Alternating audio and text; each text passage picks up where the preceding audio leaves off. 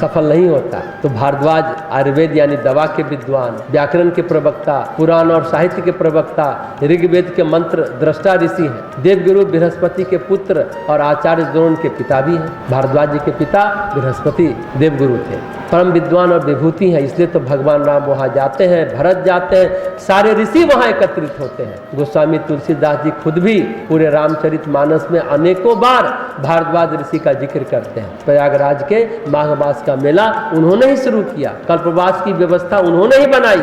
तो एक तरह से कहा जाए तो भारद्वाज प्रयाग ऋषि के अधिष्ठाता ऋषि हैं और इन तीनों प्रसंग के सूत्रधार, सूत्र संचालक वही हैं। सबसे पहले विस्तार से ऋषि की दृष्टि की चर्चा करते हैं, जो गोस्वामी जी ने बालकांड के 43वें दोहे के बाद की चौपाइयों में कहते हैं। भारद्वाज मुनि बस ही प्रयागा, तिन्हि राम पद अति अनुरागा, तापस समदम दया निधाना, परमारथ पथ परम सुजाना। भारद्वाज ऋषि महर्षि हैं और वो प्रयाग में बसते हैं। गोस्वामी तुलसीदास जी कहते हैं वे प्रयाग के आदि निवासी हैं। उनका भगवान राम के चरणों में बहुत अनुराग है। वे तपस्वी हैं, निग्रहित चित्त वाले हैं, जितेंद्रिय हैं, दया के निधान है, परमार्थ के मार्ग में बड़े ही चतुर हैं। परमात्मा के चरणों में प्रेम के साथ वे तपस्वी भी हैं, प्रेम भी है, तपस्या भी करते हैं, यानी भक्त भी हैं और तपस्वी भी हैं। जितेंद्रिय है, उनका चित्त निरुद्ध है, दया के सागर है और परमार्थ के कार्य में बड़े कुशल है। ऐसी कोई विभूति नहीं है, ऐसी कोई सिद्धि नहीं है जो उनके पास न हो। सिद्धियों का प्राकट्य जो उन्होंने भक्त भरत के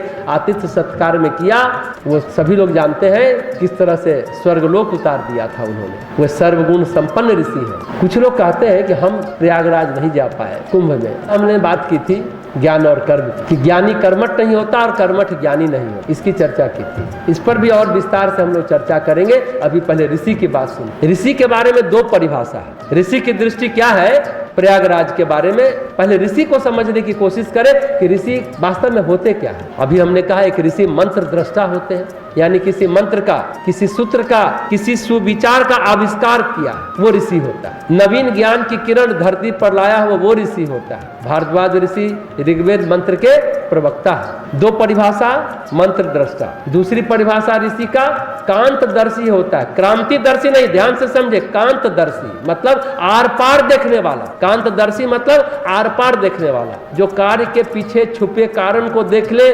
प्रत्यक्ष के पीछे छुपे परोक्ष को देख ले, जो मूल कारण तक पहुंच जाए वो ऋषि होता है। यानी सृष्टि के मूल तक पहुंच जाए और हमेशा उस चेतना में जीने की सामर्थ्य रखे, वह ऋषि होता है। उपनिषद को पढ़े तो पता चलता है कि हर चीज का कारण क्या है, परम कारण क्या है। तो परमात्मा है परम कारण, ये बात तो हम लोग आसानी से समझ सकते हैं। लोक बने, लोकांतर बने, जीव बने, पशु बने, पक्षी बने, लेकिन सब में वही पिरोया हुआ है, सूत्र की तरह, माला की तरह परमात्मा पिरोया हुआ है। भारद्वाज ऋषि इस बात को जानते हैं। तो ऋषि की दृष्टि सामान्य दृष्टि नहीं होती है। ऋषि हर रोज का, हर चीज का कारण जानता है। जैसे राम के वनगमन की घटना घटी, जब भरत भारद्वाज को कहते कि आप तो जानते हैं कि हमने भैया राम को वन नहीं भेजा, जो भारद्वाज ऋषि कहते हैं कि श्री राम के वनगमन का कारण मैं जानता हूँ, तुम कारण नहीं हो, कुछ और कारण। तो उनके सामने सब कुछ सत्य स्पष्ट है, उनके सामने सत्य स्पष्ट है। भरत कहते हैं आप तो जानते हैं हमारे मन में प्रभु राम के प्रति क्या है। भारद्वाज बोलते कि मैं जानता हूँ।